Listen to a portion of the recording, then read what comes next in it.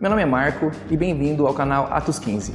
Hoje nós vamos falar sobre a porção Kitsá, que significa quando fizeres. Ela começa em Êxodo 30, verso 11 e termina em Êxodo 34, verso 35. No começo da porção, vimos Deus encher com o Espírito Santo um homem da tribo de Judá, para ele ser capacitado para construir o tabernáculo. Agora, quem é esse homem? E por que ele foi escolhido? Essa porção também fala a respeito do Shabat. Será que esse mandamento é relevante para os dias de hoje? Descubra alguns paralelos entre Moisés e o Messias que talvez você nunca tenha visto e estão incluídos nesta porção. E para entender todas essas sombras do futuro, fique ligado até o fim do vídeo e não perca nada.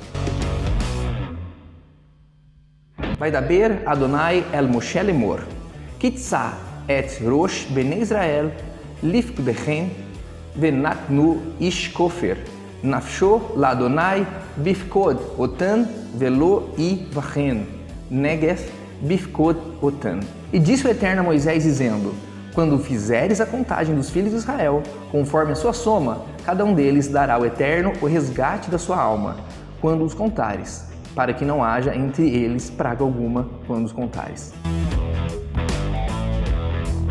No início da porção, lemos o seguinte texto: eis que tenho chamado o nome de Bezalel, o filho de Uri, filho de Ur, da tribo de Judá. Êxodo 31, 2. Quem era Bezalel, filho de Uri? Vamos ver como isso soa em hebraico. Bezalel ben Uri, na sombra de Deus, o filho da luz. Acredito que o nome dele já nos forneça uma dica do motivo dele ter sido escolhido. O nome dele diz que ele era filho da luz e que ele estava na sombra do Todo-Poderoso. Depois, lemos o seguinte a respeito dele: e o enchi do Espírito de Elohim, do Espírito de Adonai, de sabedoria e de entendimento, e de ciência em toda a sorte de obras. Êxodo 31, 3. O nome de Bezalel, ele já tem uma ligação com o Messias, a sombra de Deus. E mais, ele foi cheio do Espírito do Senhor, que o capacitou para a sua tarefa, contrariando o que muitos pensam que o Espírito Santo foi dado só no Novo Testamento. Portanto, se quisermos construir um tabernáculo para Deus, nós devemos possuir essas características. Agora eu quero falar de outra sombra, o Shabat. O Shabat é um mandamento que já foi mencionado desde o início da criação.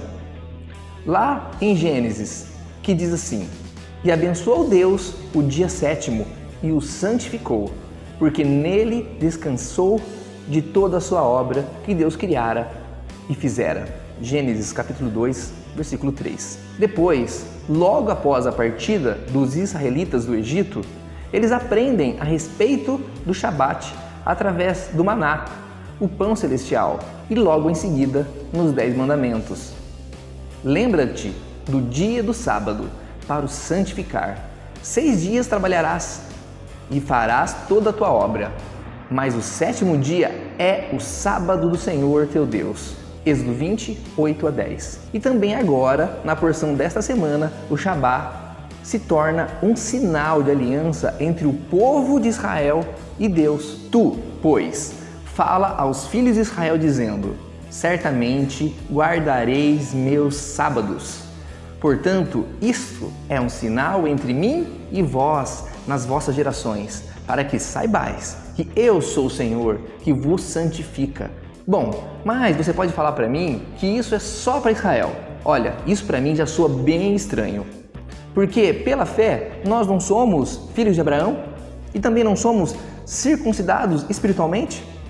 Mas espera aí, veja o que diz nesse texto: e os estrangeiros que se unirem ao Senhor para o servirem e para o amarem o nome do Senhor, sendo deste modo servos seus, todos os que guardarem o sábado, não profanando, e os que abraçarem o meu pacto, ou seja, a minha aliança, sim, a esse os levarei ao meu santo monte e os alegrarei na minha casa de oração.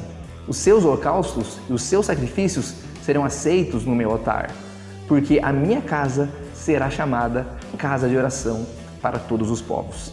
Isaías 56, 6 e 7. O fato é que guardar o Shabat é um dos mandamentos mais importantes e ele também é frequentemente citado no Novo Testamento, onde somos apresentados a uma nova perspectiva. É importante para a gente saber que existiam interpretações diferentes sobre como guardar o Shabat. Qual é a maneira correta de se fazer isso?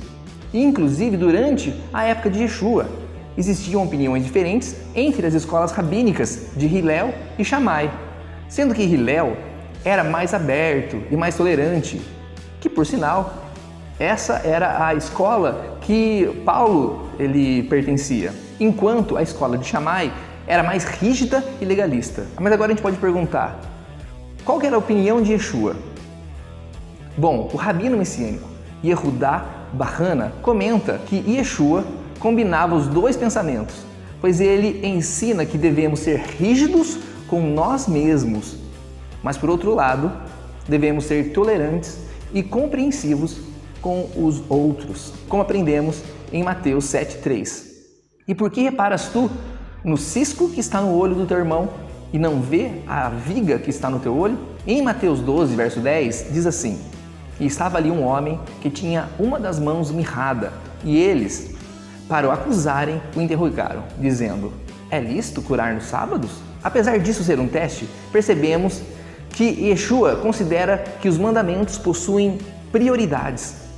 E nesse caso, as pessoas devem vir antes do Shabat, pois o Shabat foi dado para o homem e não o homem foi dado para o Shabat. Yeshua nos ensina que as pessoas são mais importantes do que o Shabat e, portanto, se podemos ajudar ou curar alguém durante o Shabat, com toda certeza nós devemos fazer. E é por isso que ele cura no Shabat. Ao contrário do ponto de vista de algumas pessoas daqueles dias. Repare que a discussão entre o Messias de Israel e os fariseus a respeito do Shabat não era se deveria guardar ou não, se ele teria sido abolido ou não, mas era a respeito sobre como ou a maneira correta de se guardar o Shabat.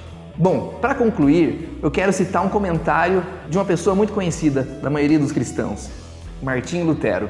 A natureza exige que as pessoas e os animais descansem um dia por semana. Porém, aquele que deseja fazer desse dia de repouso uma lei positiva, uma obra de Deus, deve adotar o sábado e não o domingo, pois o sábado é que foi determinado para os israelitas e não o domingo. Agora eu quero revelar para vocês algumas sombras de Moisés que projetam o Messias nesta porção. Depois que Moisés subiu o Monte Sinai, o povo começou a ficar impaciente, sem saber o que fazer, pois o seu mediador, Moisés, tinha subido e estava demorando para voltar. E por isso o povo começou a perder a fé e começaram a pecar e adorar o bezerro de ouro.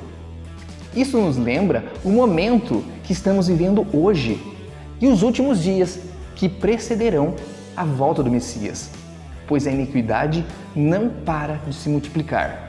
E logo vamos ter a abominação no lugar santo. Depois, vemos que Moisés intercede pelo pecado do povo e se dispõe a dar a sua vida em favor deles. Agora, pois, perdoa o seu pecado, senão risca-me, peço-te, do teu livro que tens escrito. Êxodo 32:32. Essa atitude nos lembra o sacrifício de Yeshua para nos salvar. Mas depois Moisés desce do Monte Sinai com sua face brilhando, resplandecendo. E isso nos lembra a volta de Yeshua com o corpo glorificado. E ele volta como juiz. Assim como lemos nessa porção, pôs-se em pé Moisés na porta do arraial e disse: Quem é do Senhor, venha a mim. Então se juntaram a ele todos os filhos de Levi. Êxodo 32:26. E depois disso, sabemos muito bem como que a história segue. Cerca de 3.000 homens morrem pelo fio da espada daqueles que ficaram do lado do Senhor. Esta passagem me lembra muito o contexto da volta de Yeshua. E para você, também não faz sentido? Falando sobre Moisés e o Messias, você sabia que existe uma interpretação judaica que acredita que o Messias vem 2 vezes? Bom, para resumir, eu vou citar uma conclusão rabínica. Como o primeiro redentor foi, estamos falando aqui de Moisés, assim será o Redentor final, ou seja, o Messias. Assim como o primeiro Redentor estava oculto no polo oposto de Israel, o Egito, o Mashiach também deve ser oculto em um extremo polar oposto de Israel, isto é, Edom. Agora, na literatura rabínica, Edom é o termo que eles usam para falar sobre o cristianismo. Portanto, na perspectiva judaica, o Mashiach está escondido no cristianismo, assim como Yosef, ou seja, como José e Moisés estavam escondidos no Egito. Moisés ele já era o Redentor, mas ele é rejeitado e vai embora para Midian e depois ele volta de novo. O vídeo de hoje termina aqui. Espero que vocês tenham gostado desse conteúdo. E se vocês estão gostando, curtam e compartilhem com mais pessoas, porque assim mais pessoas podem ser abençoadas, assim como vocês estão. E também o YouTube entende que esse é um bom conteúdo. Deus abençoe a todos e até a próxima!